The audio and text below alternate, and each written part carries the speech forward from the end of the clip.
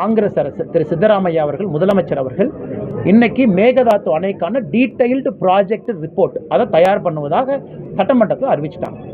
எப்ப அறிவிச்சிருக்கிறாங்க? திராவிட முன்னேற்ற கழகத்திற்கும் காங்கிரசுக்கும் கூட்டணி உறுதியான பிறகு அடுத்த நாள் சொல்றாங்க. அப்படி இருக்கும் பொழுது இவர்களுக்குள்ள மறைமுகமாக ஏதோ பேச்சுவார்த்தை நடந்தது போல் தெரிகிறது.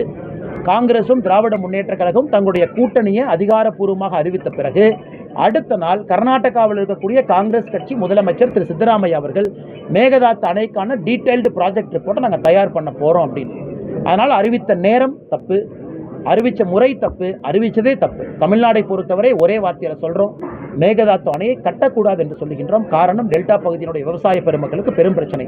ஆனால் முதலமைச்சர் அவர்கள் இதுவரை கண்டிக்காத எங்களுக்கு பெரிய வருத்தத்தை கொடுத்திருக்கு. இதுவரை கண்டிக்கல, இதுவரைக்கும் பேசல.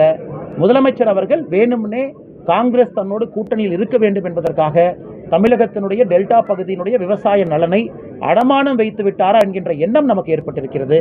அதையும் இந்த நேரத்தில் பாரதிய ஜனதா கட்சி வன்மையாக கண்டிக்கிறோம். முதலமைச்சர் இதுவரைக்கும் பேசல. பத்திரிகை நண்பர்கள், நீங்க முதலமைச்சரை கேள்வி கேட்கணும். எப்படி பக்கத்து மாநிலத்தில் டிபிஆர் டீடைல் ப்ராஜெக்ட் ரிப்போர்ட் தயாரிப்புன்னு அங்க முதலமைச்சர் சொன்ன பிறகு ஒரு கண்டன குரல் கூட கொடுக்காம எப்படி நீங்க தமிழகத்தினுடைய நலனை காப்பாற்ற போறீங்க அப்படின்னு இந்த 3 விஷயங்கள் நாங்க உங்களுக்கு சொல்றோங்கன்னா ஒரு கேள்விகள் கேளுங்க, பதில் சொல்றோம். 2021 தேர்தல் அறிக்கையில் நீங்க பாத்தீங்கன்னா நாங்கள் ஆட்சிக்கு வந்தால் அரசு வேலை மட்டுமே 3,50,000 இளைஞர் இளைஞர்களுக்கு அரசு வேலை கொடுப்போம் சொன்னாங்க. இன்னைக்கு முதலமைச்சர் 5 ஆண்டுகள் முடிய போகுது. எத்தனை பேருக்கு அரசு வேலை கொடுத்தாங்க? என்னை பொறுத்தவரை 40,000க்கு குறைவு. 40,000 பேர்த்த விட குறைவு. டிஎன்பிஎஸ்சியினுடைய குரூப் 1, குரூப் 2, குரூப் 3, குரூப் 4 எல்லாம் சேர்த்தீங்கன்னா. அதனால் 3.5 லட்சம் பேருக்கு அரசு வேலை கொடுப்போம் என்ற ஆட்சிக்கு வந்த முதலமைச்சர் அவர்கள் எனக்கு அரசு வேலை கொடுத்ததே 40,000க்கு குறைவாக இருக்கும் பொழுது மறுபடியும் அடுத்த ஒரு கதையை சொல்ல ஆரம்பிச்சுட்டாங்க. நாங்கள் ஆட்சிக்கு வந்தால் 10 லட்சம் பேருக்கு அரசு வேலை கொடுப்போம் அப்படின்னு. அதனால் மக்களை தொடர்ந்து முட்டாளாக்க கூடாது. ஒருவேளை முதலமைச்சர் அவர்கள் நான் சொன்ன வாக்குறுதி நிறைவேற்றிட்டேன்னு சொன்னாங்கன்னா 3 லட்சம் பேர்த்துல எத்தனை பேருக்கு கொடுத்தீங்கன்னு நீங்க சொல்லுங்க. அதே போய் 10 லட்சம் பேருக்கு மேல தனியார் வேலை வாய்ப்பை உருவாக்கி கொடுக்குறோம், அதுக்கும் வெள்ளை அறிக்கை இல்லை.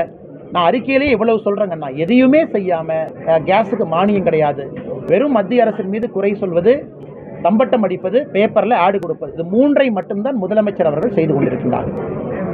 அதையெல்லாம் கருத்தில் கொண்டு பிரதமர் அவர்கள் சீரிய முயற்சினால மேக்சிமம் பிரைஸை கண்ட்ரோலில் வச்சிருந்தாங்க. இன்னைக்கு சில காரணங்கள் நம் கையில் இருக்கக்கூடிய காரணங்கள் கிடையாது, இன்டர்நேஷனல் ரீசன்ஸ். இன்னைக்கு 913 சப்சிடி இல்லாத சிலிண்டரும், சப்சிடி இருக்கக்கூடிய சிலிண்டர் 613, 300 ரூபாய் குறைவு. உஜ்வாலா திட்டத்தில் 10 கோடி சகோதரிகள் உஜ்வாலா திட்டத்தில் சிலிண்டர் வாங்கியிருக்காங்க. அவங்களுக்கு அந்த சப்சிடி தொடரும். 12 சிலிண்டருக்கு 300 ரூபா மத்திய அரசு சப்சிடி கொடுக்குறாங்க. அதையும் பத்திரிகை நண்பர்களுக்கு இந்த நேரத்தில் சொல்ல கடமைப்பட்டிருக்கின்றோம். அதே நேரத்தில் முதலமைச்சர் ஐயா ஸ்டாலின் அவர்களுக்கு தேர்தல் வாக்குறுதி 503ல் ஒரு சிலிண்டருக்கு 100 ரூபாய் மானியம் கொடுப்பதா சொன்னீங்க. இது கொடுக்க வேண்டிய நேரம் இது. ஆனால் இன்டர்நேஷனல் லெவலில் ப்ரைஸ் உயருது. இன்னும் வார் எத்தனை நாளைக்கு இருக்குன்னு நமக்கு தெரியாது. இன்னும் 2-3 மாதத்துக்கு போகலாம். அதனால் நம்முடைய பொதுமக்களுக்கு கண்டிப்பாக தொந்தரவு ஏற்படும்.